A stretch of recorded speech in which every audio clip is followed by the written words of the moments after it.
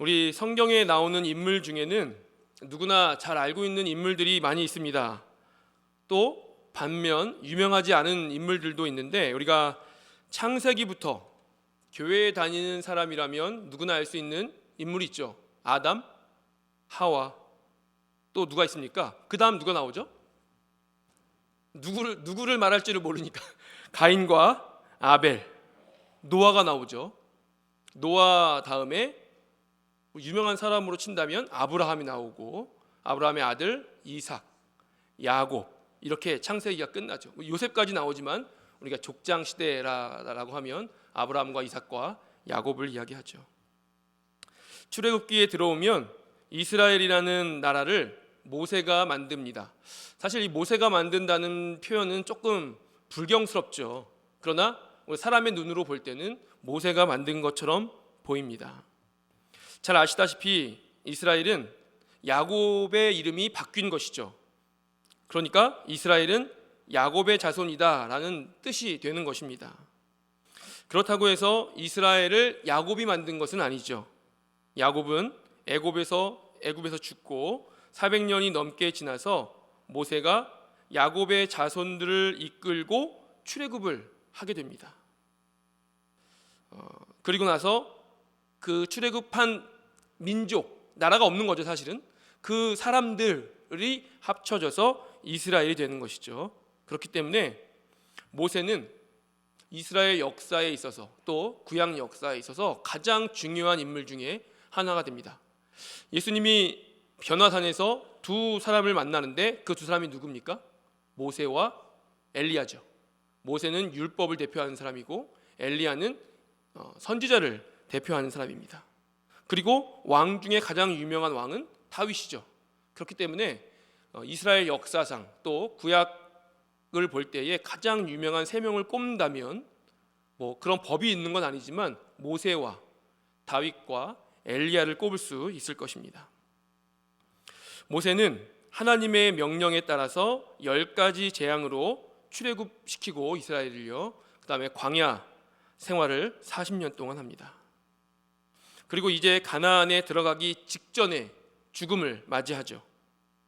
사실 모세가 이끌던 나라는 어떤 나라였습니까? 말만 하나님의 백성이지, 말만 하나님의 선택받은 민족이지, 그들의 삶은 사실 전혀 하나님을 모르는 민족과 다를 바가 없었습니다. 조금만 마음에 안 들면 불평하고, 항상 나만 앞세우고, 나보다 다른 사람이 주목을 받으면 참지 못하고, 그렇게 이방인과 결혼하지 말라고 해도 이방인과 결혼하고, 우상 좀 섬기지 말라고 해도 우상을 섬기고, 하지 말라는 건 다 하죠. 우리 마치 아이들을 기댈 때와 마찬가지 아닙니까? 하지 말라는 건 다 합니다. 제가 유튜브에서 그런 전문 그런 또 강사들이 있잖아요. 그걸 보니까 이렇게 얘기하더라고요. 혼낼 필요 없습니다. 혼내면 안 합니까? 혼내도 합니다. 근데 저는 그런 생각이 들더라고요. 그럼 너는 안 혼내냐? 라고 말하고 싶은데 유튜브에 대고 그렇게 말할 수는 없고요. 하지 말라는 건 다 합니다. 하나님께서 애굽에 내린 한 가지 재앙만 경험해도 사실은 이거는 있을 수 없는 어마어마한 기적을 체험하는 거잖아요. 그래서 우리 생각 같아서는 한 가지 재앙만 경험해도 하나님 하면 퍼뜩 정신 차리고 말을 잘 들을 것 같은데, 실상은 10가지 재앙을 모두 경험해도 지긋지긋하게 말을 듣지 않는 것이 이스라엘이고, 이스라엘이 그렇다는 것이 아니라 사람이 그렇다는 것이죠. 사람이 그렇다는 것입니다. 또 홍해를 가르고 건넜습니다. 먹을 것이 없던 그들에게 만나를 주시고, 또 고기가 먹고 싶다고 해서 메추라기를 주시고, 물이 없다고 해서 반석에서 물을 내시고, 전쟁을 한 번도 해본 적 없는 이스라엘을 한 번도 패배하지 않게 하시고,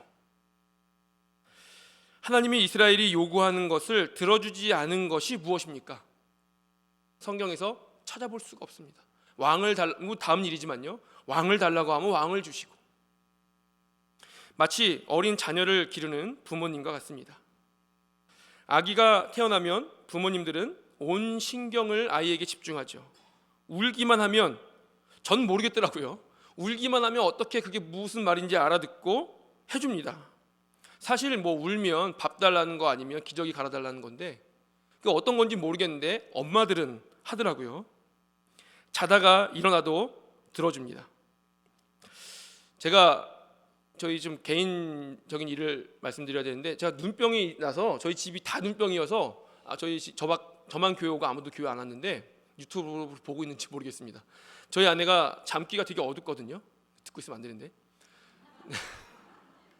저희 아내 알람을 제가 끕니다. 안 꺼요. 안 일어나요. 제가 끄는데 그 정도로 잠기가 어두운데, 첫째 아들을 낳고 저는 아기가 울었는지도 몰랐는데 깨보면 벌써 아기한테 가 있더라고요. 그만큼 엄마는 그런 것 같습니다. 아빠는 저 예민한 편인데도 못 들었는데 둔한 엄마가 예민한 아빠가 듣기도 전에 나가서 아기를 볼 정도로 엄마가 그런 것 같습니다. 제가 그 모교회에 있을 때, 원래 제가 자란 교회에 있을 때 아기를 이제 아빠들이 잠옷실에서 본 적이 있었습니다. 그래서 엄마들이 여기 예배실에 와서 예배 드리는 거고, 우리는 저 2층에 잠옷실이 있지만 제가 다니던 교회는 같은 층에 있었습니다. 작은 교회였기 때문에 잠옷실과 예배당이 그렇게 방음이 좋은 편이 아니었기 때문에 말소리가 다 들렸습니다. 그런데 예배 중에 한 아이가 울기 시작했는데, 신기한 것은 울음소리가 나면 엄마들이 몇 명 있는데 그 엄마 한 명만 일어나더라고요. 그래서 어떻게 그걸 구분하나 싶었는데 어떻게 아는 걸까요? 그게 이제 부모고 그게 엄마인 것이죠. 그런데 그렇게 울던 아기가 조금 더 크면 말을 듣지 않습니다. 10대가 되면 반항을 합니다. 자기가 먹고 자고 입는 모든 것이 부모님의 은혜임을 알지 못합니다. 당연한 것으로 여기죠.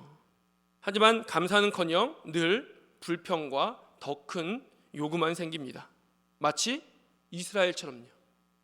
이스라엘은 구약의 이스라엘을 말하는 것이 아니라 사람을 말하는 것이죠. 우리처럼요. 그러나 그 민족을 포기하지 않고 끝까지 이끌어가는 모세, 그런 모세는 이스라엘에 있어서는 절대적인 존재입니다. 특히 출애굽을 한 이스라엘에 있어서는 갓난아이에게 부모님이 필요한 것처럼 모세가 아주 절대적인 중요한 존재였습니다. 모세가 죽었을 때는 이스라엘은 그야말로 혼돈의 상태였죠. 그렇기 때문에 모세가 죽었을 때 더 이상 전진을 하지 않고 모세의 시신을 찾기 위해 그렇게 동분서주하는 이스라엘을 우리가 볼 수 있지 않습니까? 그러나 그 모든 것을 수습하고 모세의 자리를 완벽하게 대체한 사람이 있는데 바로 여호수아죠. 이스라엘은 여호수아의 지도 아래 가나안을 정복했습니다. 여호수아도 처음에 얼마나 두렵고 떨렸습니까? 걱정이 태산이었습니다. 그러나 곧 하나님의 인도하심으로 훌륭한 이스라엘의 지도자가 되었습니다. 가나안 땅을 12지파에게 분배하고 전쟁의 방법과 새로운 환경에서 살아가는데 그 모든 것을 훌륭하게 조율한 사람이 바로 여호수아입니다. 인간적인 능력뿐만 아니라 하나님과의 관계에 있어서도 탁월했다는 증거가 되는 것이죠. 그리고 이제 여호수아도 죽고 성경은 벌써 창세기와 모든 성경을 넘어 여호수아도 넘어서 사사기까지 넘어가게 됩니다. 그런데 우리가 첫 번째 사사가 등장하기 전에 주목해야 할 사람이 한 명 있습니다. 그 사람은 바로 갈렙입니다. 갈렙은 어떤 사람일까요? 이스라엘이 출애굽을 하고 가데스 바네아에서 12 정탐꾼이 가나안을 정탐하고 돌아올 때 10명은 부정적인 보고를 했습니다. 사실 성경은 부정적인 보고인 것처럼 말하지만 부정적인 보고입니까? 팩트입니까? 팩트죠. 그런데 2명은 믿음의 보고를 합니다. 우리가 만약에 진짜로 그 현실에 있다면 그게 믿음의 보고입니까? 믿음을 가장한 어리석은 보고입니까? 어리석은 보고죠. 있을 수 없는 일입니다. 그러나 우리는 이해하지 못하는 믿음의 보고를 하는 2 사람이 있는데 바로 그 사람이 여호수아와 갈렙입니다. 뿐만 아니라 하나님께서 20세 이상은 아무도 가나안 땅에 들어가지 못할 것이라고 했는데 2명이 들어갔죠. 그 2명이 바로 여호수아와 갈렙입니다. 갈렙은 여호수아와 쌍벽을 이루는 인물인데, 여호수아가 이스라엘의 지도자가 되자 전혀 불평 없이 여호수아를 지도자로 인정합니다. 쉬운 일이었을까요? 굉장히 어려운 일일 것입니다.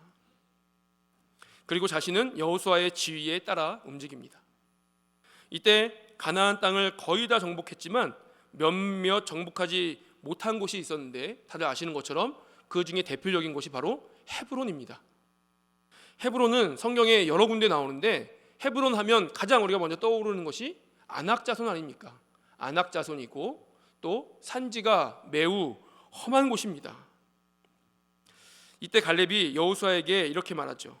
내가 당신과 가나안 땅을 정탐하던 때와 지금의 힘이 여전하니. 제가 지금 정확하게 기억이 나지 않는데 갈렙의 지금 나이가 84세 아니면 85세입니다. 둘 중에 하나는 확실한데, 그 나이인데 내가 예전에 40년 전에 당신과 가나안 땅을 정탐할 때와 지금과 힘이 여전하니 이 산지를 내게 주소서.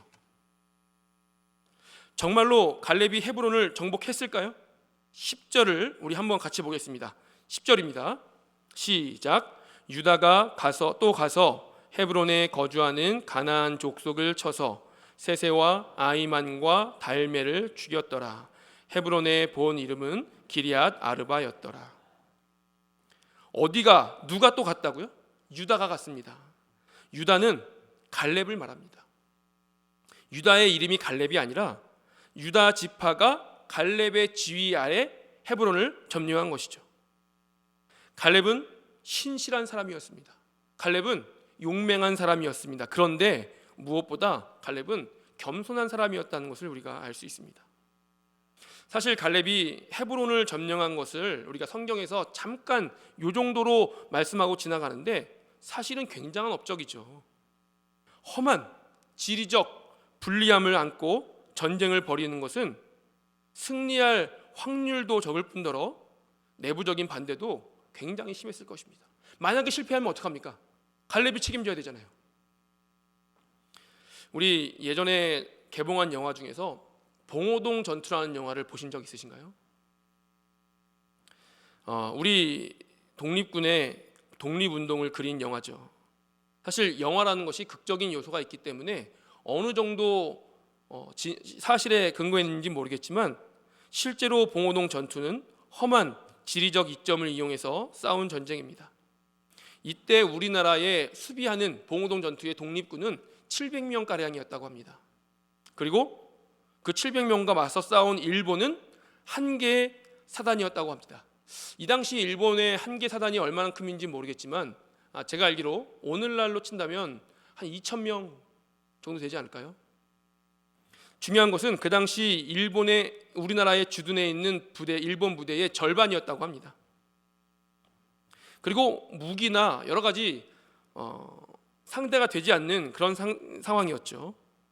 그리고 그 전투에서 우리나라 독립군이 대승을 했는데, 그냥 승리한 것이 아니라 일본군이 150여 명이 죽고 수많은 병력이 중상을 입었는데, 우리나라는 4명이 죽고 2명이 중상을 입었다고 합니다.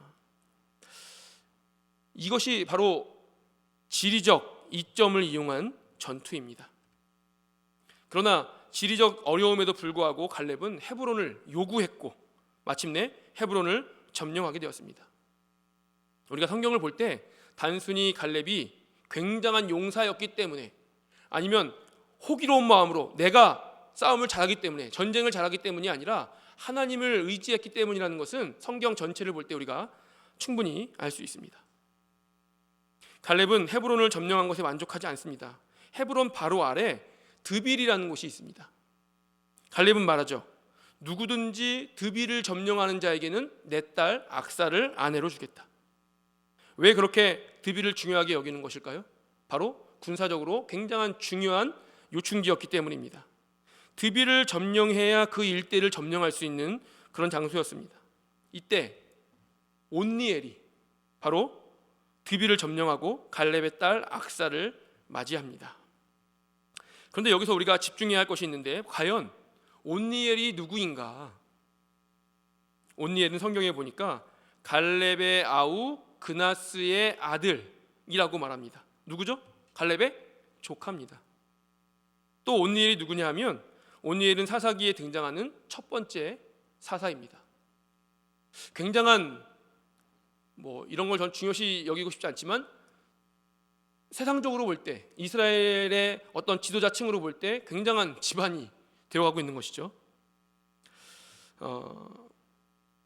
우리가 이것으로 알 수 있는 것은 온니엘도 단순히 용맹하고 전쟁에서 승리하는 것만이 아니라 똑같이 갈렙처럼 하나님께서 사용하는 사람이라는 것을 우리가 알 수 있습니다. 지금 갈렙의 집안에 조카이자 사위가 되는 것이죠. 갈렙의 집안에 용맹한 집안입니다. 전쟁을 잘하는 집안입니다. 그런데 또 어떤 집안인 걸 우리가 알 수 있죠? 하나님을 믿는 데에 있어서 둘째가라면 서러운 집안이라는 것을 알 수 있습니다. 지금 예배를 365일 내내 한 번도 안 빠지는 집안, 기도를 가장 많이 하는 집안, 성경을 가장 많이 읽는 집안, 다 중요하죠. 당연히 다 중요한 걸 우리가 이렇게 비교하기 때문에 그게 마치 중요하지 않은 것처럼 비춰지지만 중요합니다. 그러나 더 중요한 것은 그런 것에서 벗어나서 하나님과의 관계 안에 얼마나 하나님이 기뻐하시는 사람인가, 이게 중요하다는 것이죠. 여기서 우리가 놓치지 말아야 할 것은 갈렙이 가문을 세워가고 있다라는 것입니다. 갈렙이 가문을 세워가는 게 왜 중요할까요? 우리가 이제 알아보겠습니다.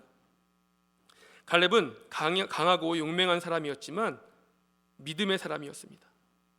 여호수아와 함께 믿음을 고백한 사람이었습니다. 믿음으로 헤브론을 정복한 사람이었습니다. 눈앞에 있는 커다란 산보다 하나님을 더 크게 보는 사람이었습니다. 그런데 갈렙은 하나님을 향한 이 믿음이 자신에 대해서 끊어지기를 원치 않는 사람이죠.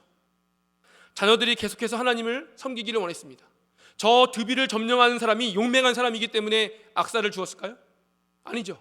믿음으로밖에 할 수 없는 그것을 믿음으로 행한 사람에게, 내 믿음의 대를 이어갈 사람에게 내 딸을 주겠다는 갈렙의 고백인 것을 우리가 알 수 있지 않습니까? 세상에서 우리가 자식 농사처럼 힘든 것이 없다고 하죠. 제 아들이 5살인데 왜 이렇게 힘든지 내 마음대로 되지가 않는 것이 자녀라고들 하더라고요. 우리 중에도 어떤 분은 자녀들이 열심히 신앙생활하는 분도 있고, 또 어떤 분은 간신히 교회 나가는 자녀들도 있고, 또 어떤 분은 신앙생활을 하지 않는 자녀분들도 계시죠. 그러나 중요한 것은 우리가 포기를 하느냐 포기하지 않느냐의 싸움인 것 같습니다. 전 이번 부흥회 때 굉장히 은혜를 많이 받았는데, 중요한 것은 끝까지 기도하느냐 끝까지 인내하느냐의 싸움인 것 같습니다. 왜냐하면 하나님이 우리 기도를 듣기를 원하고 계시기 때문이죠. 하나님이 우리가 기도할 때에 우리 기도를 응답하시기를 즐겨하는 분이기 때문이라는 것이죠. 중요한 것은 언제가 될지 모른다는 것이 우리의 기도를 포기하게 만드는 요인이지만, 하나님은 언제나 우리가 기도하기를 원하시고 기도 응답하기를 원하시는 분이라는 것을 우리가 잊지 말아야 합니다. 우리 기독교에 있어서 절대로 빼놓을 수 없는 인물 중에 한 명이 어거스틴이라는 사람입니다. 아마 가장 바울 이래로 가장 중요한 사람입니다. 어거스틴은 354년에 태어났다고 합니다. 지금으로부터 1700년 좀 안 되게 오래된 사람이죠. 우리나라의 삼국시대에 태어난 사람입니다. 어거스틴이 왜 이렇게 중요한가 하면 현재 기독교의 틀을 마련한 사람이고, 지금까지도 어거스틴의 신학을 넘어서지 못한다라는 평가를 받는 사람이니 그 당시에 무슨 신학이 있어서 신학의 기틀을 세웠을까요? 대단한 사람이죠. 그러나 이렇게 대단한 어거스틴이지만 어거스틴이 처음부터 거룩한 사람은 아니었습니다.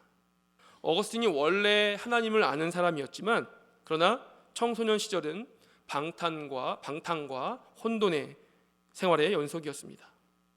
그러다가 카르타고 들어보셨죠? 카르타고라는 대도시로 유학을 가게 되었는데, 그곳에서 대도시로 유학을 갔으니 지적인 욕구는 채울 수 있었지만 그 마음에 허무함을 채울 수 없었다고 합니다. 그래서 이단에도 빠지고 여자에도 빠지고 술에도 빠지고 여러 빠져 있는 곳이 있었습니다. 그리고 무언가 시작하면 끝장을 보는 어거스틴은 마니교라는 이단에 한참 심취해 있었습니다. 그때 어거스틴의 어머니 모니카는 밀라노의 한 교회에서 기도를 하고 있었습니다. 예배 시간도 아닌데 통곡을 하면서 울고 있었습니다. 그때 밀라노의 주교였던 암브로시우스라는 감독이 모니카를 보게 되죠. 그래서 모니카에게 이렇게 물어봅니다. 부인, 힘든 일이 있으십니까? 모니카가 말합니다. 감독님, 주교 감독입니다. 감독님, 제 아들이 이단에 빠졌습니다. 어떻게 해야 할까요? 그랬더니 암브로시우스가 대답합니다. 부인, 걱정하지 마세요. 기도하는 사람의 자녀는 결코 망하지 않습니다. 우리 2000년대에 이런 어떤 슬로건이 많이 있었죠. 교회 안에 기도하는 부모의 자녀는 결코 망하지 않습니다. 어거스틴의 이 암브로시우스의 말입니다. 이후에 어거스틴도 30살에 밀라노에서 암브로시우스를 만나고 그의 설교를 듣고 회심을 하게 됩니다. 그 이후 어거스틴은 사자가 되고 유명한 책들을 많이 편찬하게 되죠. 어거스틴은 그 유명한 책 고백록에서 이렇게 말합니다. 나를 위해 펼쳐주신 당신의 손은 이 깊은 흑암으로부터 나를 건져주셨습니다. 이는 나의 어머니가 무릎 꿇고 눈물로 당신께 기도한 까닭입니다. 당신의 신실한 여종인 나의 어머니는 보통 어머니들이 죽은 자식을 위해서 우는 것보다 살아있는 아들을 위해서 더 울었습니다. 어머니께서 늘 기도하던 곳은 눈물로 바닥이 흥건히 젖곤 했습니다. 하나님은 자식을 위해 흘린 눈물의 기도를 들어주셨고 그 눈물을 멸시하지 않으셨습니다. 스펄전은, 우리 설교의 황태자라는 스펄전은 이런 말을 남겼습니다. 10년을 염려하는 것보다 차라리 10분간 기도하는 것이 낫다. 우리가 믿음의 가문을 만들기 위해서, 신앙의 가문을 만들기 위해서 기도보다 중요한 것은 없습니다. 내 기도의 화려함, 멋진 말투 이런 것이 중요한 것이 아니라 눈물의 기도가 필요하다는 말이죠. 나의 경제력, 나의 정보력, 지난 수십 년간 가지고 있는 나의 노하우 이런 것들도 중요하지만 더 중요한 것, 확실한 내 자녀의 올바른 길을 위해서는 우리가 기도밖에 없다는 것을 다들 알고 있습니다. 갈렙은 용맹함으로만 하지 않았습니다. 갈렙은 전투 능력으로만 생각하지 않았습니다. 물론 갈렙은 용맹한 사람이 많습니다. 전투 능력이 뛰어난 사람이 많습니다. 그러나 갈렙이 중요하게 생각한 그 점령하기 어려운 곳을 점령해야 하는 가장 중요한 요인은 자원하는 마음, 순종하는 자세, 그리고 당연히 전제하고 있는 하나님에 대한 열망, 신앙, 이것을 중요하게 여겼다는 것이죠. 이런 갈렙의 신앙이 조카이자 사위인 온니엘을 통해서 믿음의 가문을 계속해서 이어가게 할 수 있는 가장 중요한 요인이었습니다. 기도 외에는 도대체 방법이 없는 것이죠. 우리도 기도함으로 신앙의 가문을 이어가는 저와 여러분 되시면 좋겠습니다. 우리가 마지막으로 주목해야 할 것이 한 가지 있습니다. 여호수아 14장 6절을 같이 한번 읽어볼까요?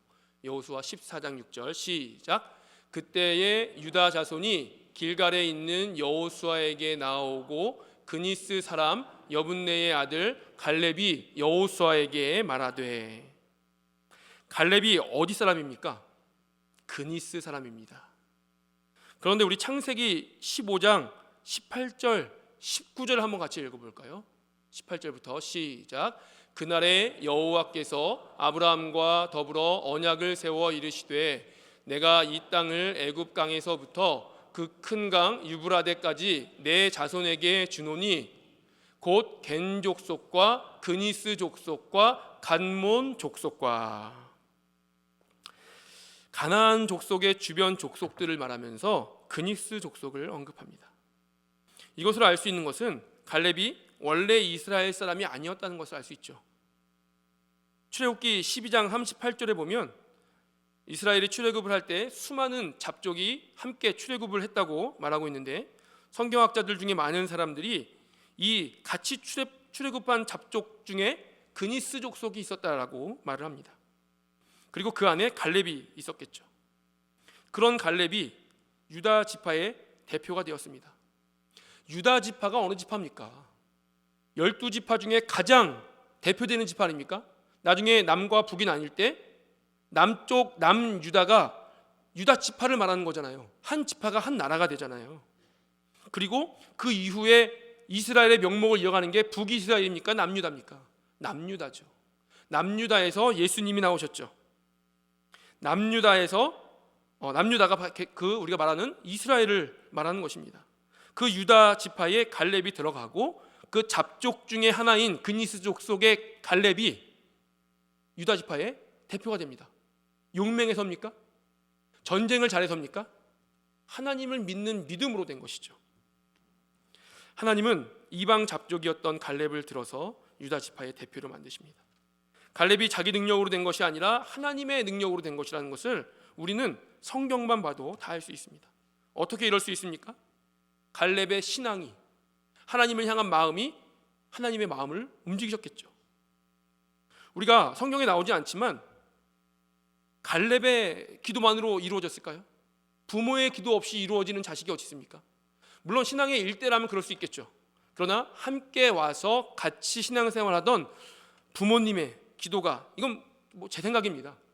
부모님의 기도가 함께 갈렙을 만들고 갈렙으로부터 시작되는 믿음의 가문을 만들었을 것입니다. 우리도 믿음의 가문을 만들어야 됩니다.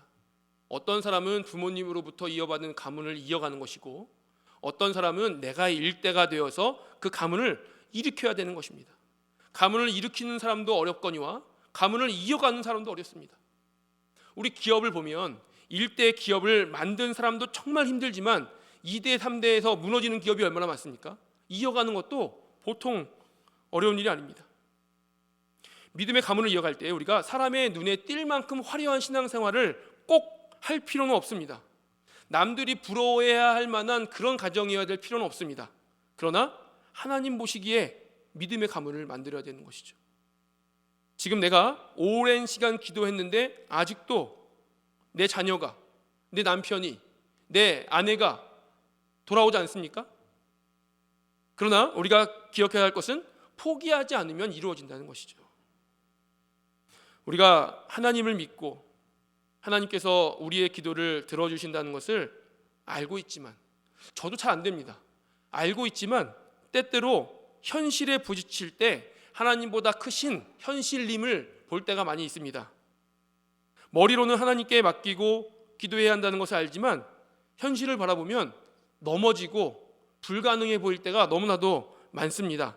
하지만 신앙은 양보할 수 없는 그때, 절망적이어 보이는 그때, 그래도 불구하고 한 발씩 한 발짝씩 하나님께 나아가기 위하여 몸부림치는 것, 그것이 우리의 신앙이고, 그렇게 기도할 때에 하나님은 그 기도를 들으시는 분인 줄로 믿습니다.